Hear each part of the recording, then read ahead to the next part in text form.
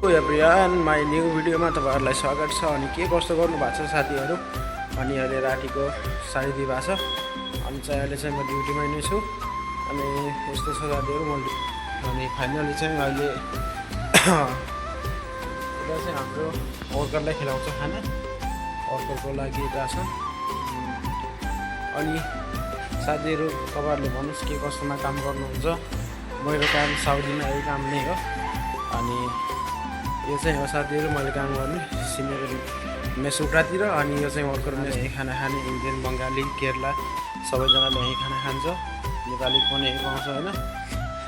अनि त्यसै गरेर आजको भ्लग यति नै बनाउन चाहन्छु, किनकि म पनि नयाँ युजर हो। त्यति मलाई अनुभव छैन भ्लगको। त्यही पनि म कोसिस गर्नेछु, राम्रो नराम्रो बनाएर हाल्नेछु अनि सिकि पनि रहनेछु। यस्तो साथीहरू नमस्कार।